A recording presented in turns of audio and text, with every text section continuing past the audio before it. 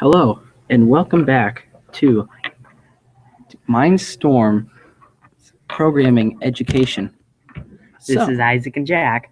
Yes, and so today we will be covering the wait block and the loop block. So, first off, if you're in this complete palette, it shall be found under the flow. Both of them shall. They're right here. So to start off, we're going to drag the wait block out into our program.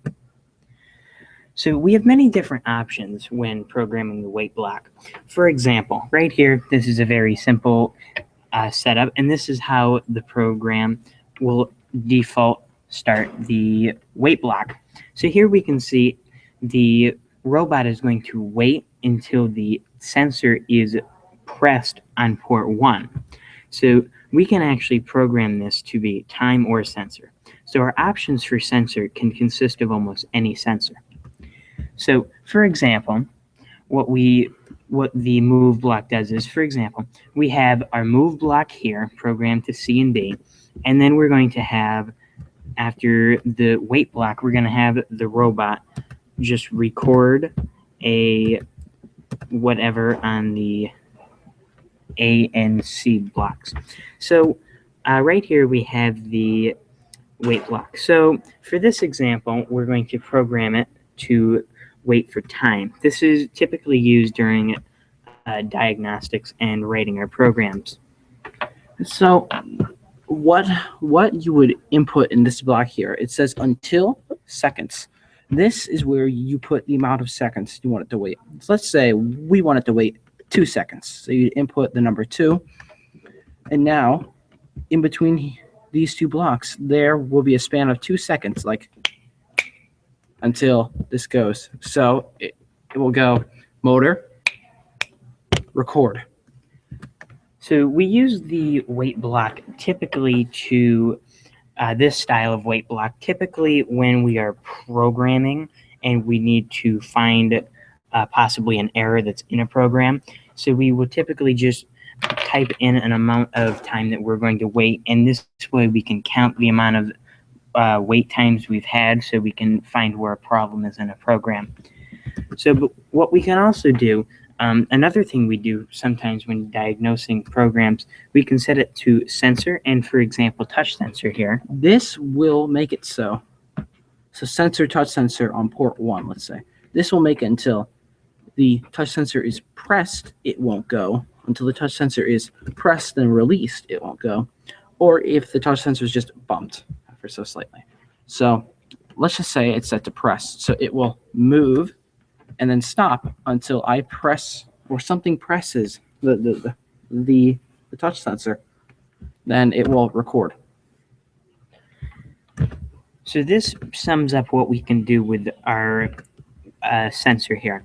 Just to show you, we can also do, for example, color sensor and waiting until we have like an inside range, but we won't get into that since it's not frequently used. And also, although we haven't quite gone over the touch sensor yet, that will be covered later, so don't worry about it. So the next block we're going to show you is the loop block. So the loop block is one of the basic fundamentals of Lego. So let's place one down. So in this example, I'm going to drag out a motor block. I'm just going to leave all the default settings for the representation here. So this program right here will continue on forever. It's never going to stop because there's never a point in time where it can stop. So what happens here is this motor block is going to keep repeating itself forever until we shut the robot off. Also, what you can do is have this set to sensor, and this will now repeat until this touch sensor is pressed. It's functionally the same thing as the wait block. So this will repeat until it goes forward and the touch sensor is pressed in, then it will stop completely. Now this type of action can also be similar in the switch block, but we're not going to get into that. That's advanced programming. So what we can also do is we can set it to how many seconds we want this to loop. We don't typically use this. We can also set it to how many times we want this to loop. Again, we don't normally use this as a setting. Logic, this is for basic home type stuff where you're just playing around with the robot. So we're not going to use this in a competition setting.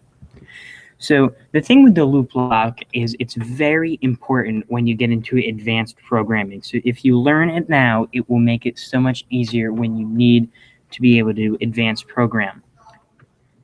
For example, just some example of some advanced program that uses this. So let's clear that out. This is one thing that will use it. So this is just one example that will use it. And so it will continue to move this block until this color is sensed, and then it will move either this block or this block. But I'm not going to get into much of that later. This is just an example of some advanced program. So what basically happens in this example is, if say in the beginning of this program, we had a point where the robot was to execute one action that we only want to have happen one time. This is going to only be repeated once. After this, it's going to be repeated however many times until we reach the end of the program, which is now in one of these variables in the switch block. But you don't have to worry about that for now. So now you have just learned about your wait block and your loop block. To recap, they're found in flow, and these are both used to either wait and put a quick stop in the program, and then, or this is just to loop a program over and over. Thank you for watching this video, and we hope to see you at next lesson. Thank you. Thank you.